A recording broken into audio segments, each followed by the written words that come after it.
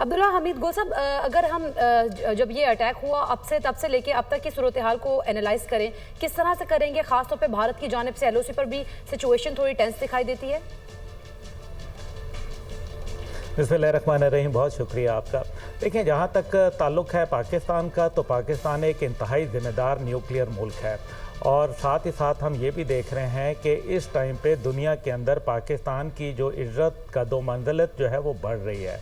बिलखसूस जब से हमने ये देखा कि पाकिस्तान की ज़रूरत अमेरिका को आन पड़ी है, क्योंकि वो चाहते हैं कि अपना असला जो कि अफ़गानिस्तान वो छोड़ गए, जो कि तकरीबन 7 से 10 बिलियन डॉलर के दरमियान है, और फिर ज़ाहिर है अमेरिकन जो पॉलिसी है वो बड़ी वाज़ेह है कि हम अपना असला इस खित्ते से निकालना चाहते हैं।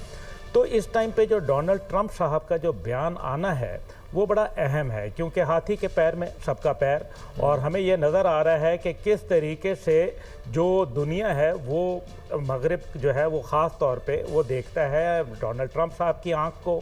तो इस टाइम पे जो उनकी इंटेलिजेंस एजेंसीज़ हैं, जो जिसमें पाकिस्तानी ISI भी शामिल है, CIA है, MI6 है और दीगर दुनिया की इंटेलिजेंस एजेंसीज़ हैं, दुनिया उनकी रिपोर्टिंग के ऊपर बात कर रही होती है। तो जब CIA ने रिपोर्ट किया होगा डोनाल्ड ट्रंप साहब को, तो उन्होंने बड़ा एक कैलकुलेटेड किस्म का जो बयान है वो दे दिया और उसको बायलैटरलिज्म के ऊपर बात कर दी।